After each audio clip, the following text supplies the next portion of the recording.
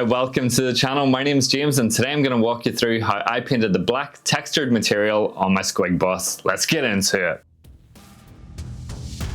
And this is what you've been waiting for. Today we're going to look at how I painted the black robes on my Squig Boss with the Gnasher Squig. So you're only going to need a handful of paints for this, but you will need to mix some to create those intermediate steps and to smooth out those blends.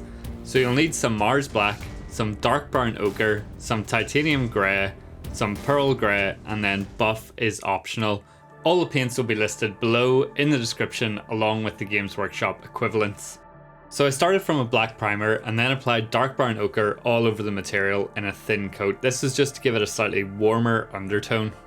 So we're now taking a 50-50 mix of titanium grey and dark brown ochre. You can see that this creates a slightly warmer tone to the grey, and it will generally just create a more interesting look than having those neutral tones that sit pretty much just between the value scale.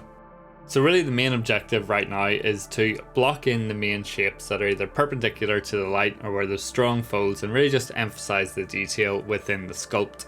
I'm really not too worried about trying to create texture at this point. I really just want to block in the different shapes, the different folds, and try to give the model a bit more structure.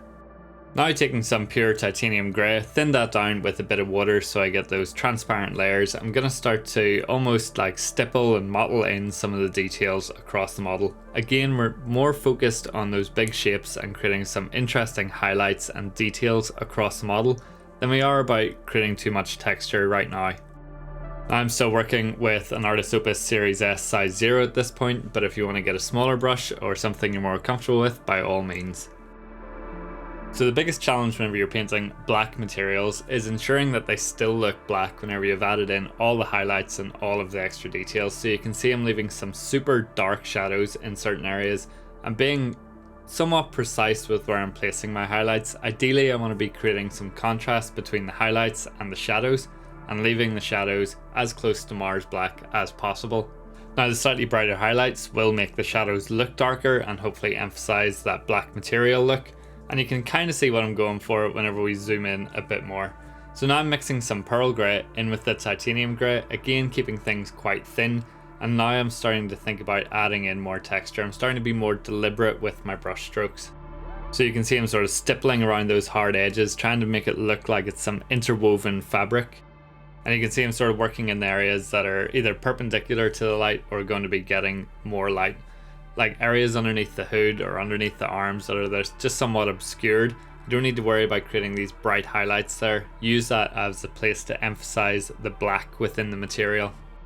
But again, we're focusing more on the edges of the folds now rather than defining the main body of the fold. Towards the bottom of the cloak you can be a wee bit more aggressive with your highlights. This just gives that indication of some wear and tear. And where there's sculpted damage within the cloak, try to increase the value in those areas. Add some additional highlights to try and make it look like there's some frayed material. Now you might not be able to tell this from the video, but I'm working very light here. There's very minimal pressure whenever I'm running the brush over these surfaces. That almost helps to create that stippled, interwoven pattern across the material. So I'm not holding right down towards the end of the ferrule, holding more towards the body of the brush. That also makes it easier to pull these longer straight lines, again giving that impression of the interwoven fabric. So the best way I find to do this is to pull all of my lines in one direction and then rotate the model so my brush is perpendicular to the first set of lines, and then just repeat the process, and that gives you that cross-hatching look. You can then emphasize some of these overlapping areas with some stipples or some very targeted dots. So now we're adding some more pearl grey into the mix, again increasing the value and focusing more on creating those small individual dots and prominent highlights within the material. Now this is really just picking out those areas where there's almost that overlap between your vertical lines and horizontal lines, emphasizing those cross-hatching patterns throughout the material.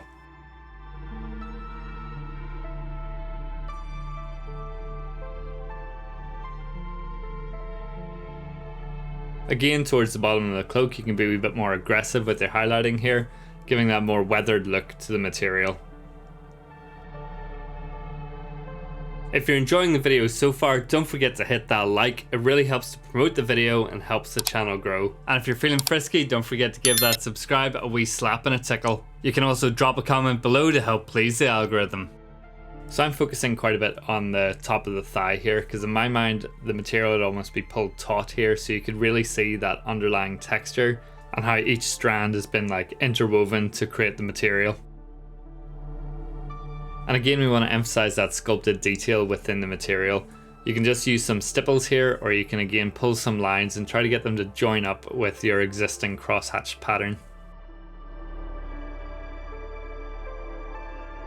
Now with this mix, it's also an opportunity to add in any additional slashes or additional damage to the material, so you can play around with the bottom of it, add in some extra lines, extra detail, and make it more interesting.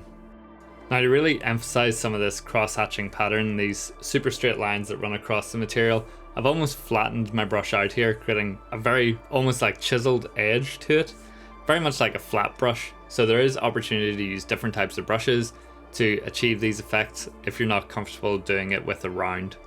And you can really see how flat it is here. And I find that just helps to pull those super straight lines and keep everything nice and uniform in terms of width.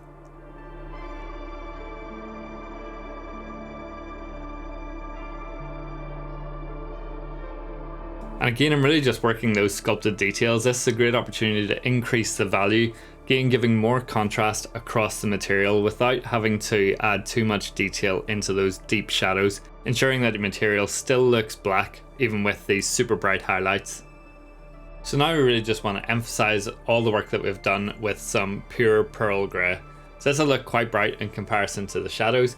So be quite selective with where you're placing your highlights. Again, emphasize that sculpted detail, emphasize any of the wear and tear around the edges or around the bottom of the material, and the more prominent highlights in certain areas that are perpendicular to the light source or where the material is quite taut or stretched.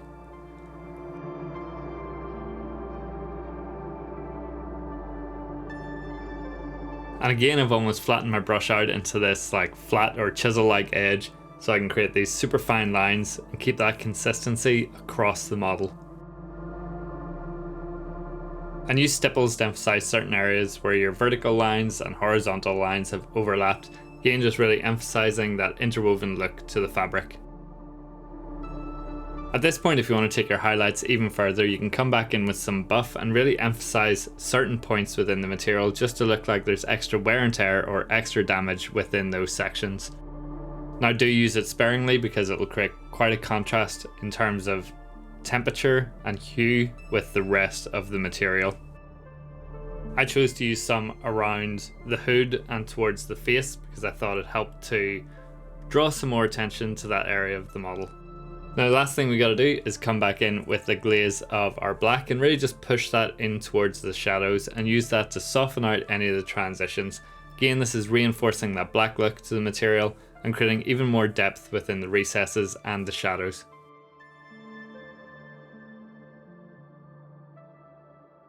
And with that, your black material should be pretty much done. So let's pop him on the spinny thing and get a look at the final product. So here he is on the base, all the components are painted, and you can see how that texture, detail and information within the black material really stands out and helps to add some shape and structure to the different folds and details within the material. Also, having that linear textured pattern throughout the material contrasts quite nicely with the more random scratchy look within the non-metallic metals. I look forward to seeing how you apply the lessons from this miniature to your models, and if you want to share some pics, hop on in the Discord. Hopefully you enjoyed the video. If you have any comments, questions or suggestions for future videos, please drop them below in the comments, and if you want to show me what you've been working on, head on over to the Discord and drop some pics into the whips or the completed projects. I'd love to see what you've been painting. If you'd like to get some personalised coaching and tuition, head on over to the Patreon and check out the available packages. There'll be something there to suit everybody. All links can be found below in the description. Thank you again for watching. Don't forget to like and subscribe, and I'll catch you at the next one.